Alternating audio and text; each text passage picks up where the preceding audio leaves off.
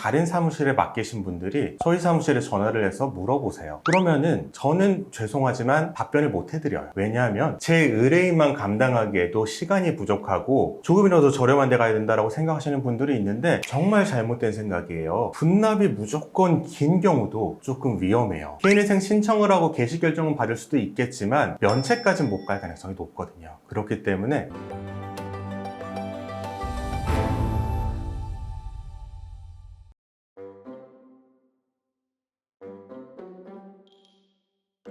개인회생을 알아보는 분들에게 꼭 전하고 싶은 메시지가 있으시다고. 사실은 알아보고 있는 분뿐만이 아니라 지금 진행하고 있는 분, 면책 받기 전까지 모든 분들께 제가 꼭 하고 싶은 얘기인데요. 제가 많은 상담을 실무에서 진행을 하면서 전해드리고 싶은 말이 있어서 내용을 준비를 했어요. 첫 번째이자 가장 중요한 거는 바로 사무실이에요. 내가 어떤 사무실에 사건을 맡기느냐가 사실은 가장 중요합니다. 이럴 수도 있어요. 나 홀로 개인회생을 하는 사람도 분명 있어요. 그런데 이런 사람들이 생각하는 건 이런 거예요. 개인회생이라는 거는 조금만 공부하면 혼자 할 수 있고 그렇기 때문에 어떤 사무실에 맡기더라도 결과에 큰 차이가 없다. 대부분의 사건은 그렇기 때문이다 라고 하는데 문제는 이 대부분의 사건은 그러한데 그렇지 않은 사건을 구분할 수 있는 눈이 없어요. 심지어 변호사인 제가 상담을 하더라도 처음에는 쉽게 봤던 사건이 예외적으로 진행 중에 어려워지는 경우가 허다하거든요. 그래서 좀 안타까운 분들이 혼자 진행하시는 분들이나 아니면은 다른 사무실에 맡기신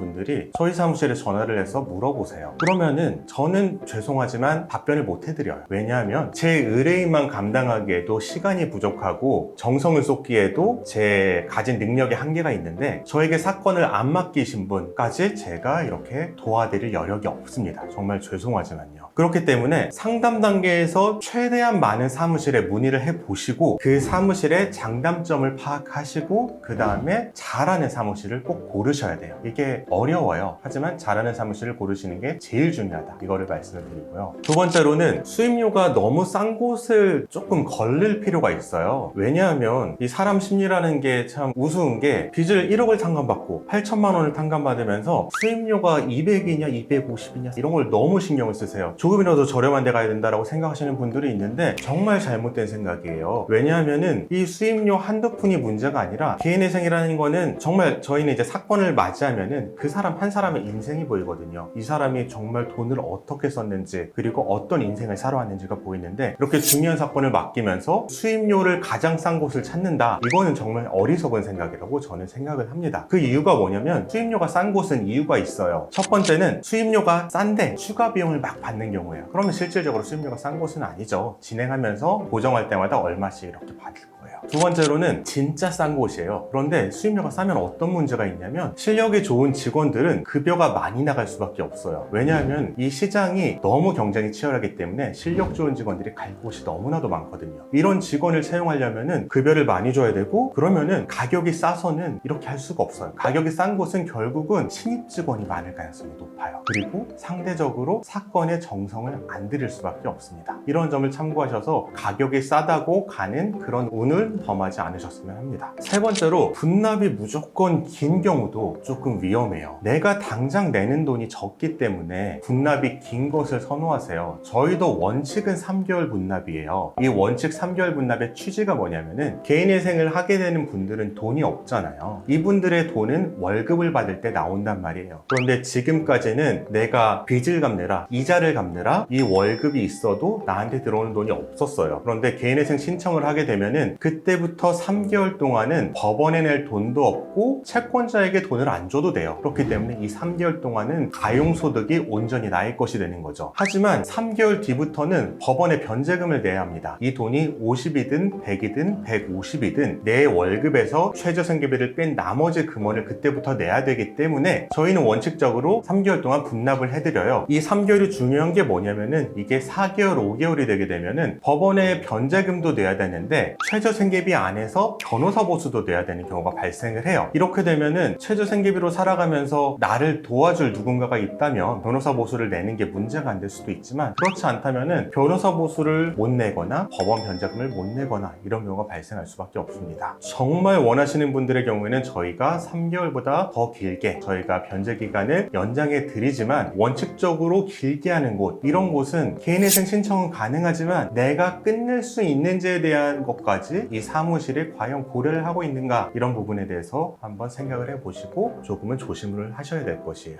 마지막으로 가장 중요한 것은 변제 수행 가능성이라는 거예요. 변제 수행 가능성이라는 게 뭐냐면, 내가 개인회생을 신청을 하고 개시 결정을 받았는데 실제로 3년 동안 이 돈을 다 내서 면책을 받을 수 있느냐거든요. 개인회생을 하는 목적은 면책을 받기 위한 거예요. 내가 단순히 빚을 감당할 수 없다가 아니라 빚을 감당할 수 없는 이 상황에서 벗어나서 면책을 받고 사회에 다시 돌아가기 위한 절차거든요. 그런데 단지 수임료가 싸다고 해서 거기 사건을 맡긴다든지, 아니면은 당장 한 달에 내는 돈이 적다고 해서 무조건 변제 기간을 분할 납부를 길게 해주는 곳으로 맡기게 된다면은 개인회생 신청을 하고 개시 결정은 받을 수도 있겠지만 면책까지는 못 갈 가능성이 높거든요. 그렇기 때문에 변제 수행 가능성을 꼭 따져보셔야 된다. 이것까지 다 고려한 곳이 좋은 사무실이라고 할 수 있고, 개인회생을 진행하시는 분들 같은 경우에도 지금 하루하루는 힘드시겠지만 이렇게 해서 면책 가능성까지 고려를 하시면서 제가 말씀드린 4가지 사항을 꼭 고려를 하셨으면 합니다. 그래서 제일 중요한 것은 변제 수행 가능성이고요. 이때 도움이 필요해요. 주변의 정서적인 도움이 꼭 필요합니다. 사람은 사회적 동물이기 때문에 가족이나 친구, 아니면 종교단체도 도움이 많이 돼요. 그런데 이런 것이 없으신 분들은 저희가 개설한 카페가 있어요. 네이버 카페에 오셔서 또 후기도 남기시고, 다른 분들 힘들 때 남기시는 글에 또 위로하는 글도 남겨주시고, 본인이 힘들 때 또 글을 적어주시면은 많은 분들이 또 위로의 댓글을 남겨주십니다. 그곳에서 많은 위로를 받으시면서 끝까지 면책을 성공하셨으면 좋겠습니다.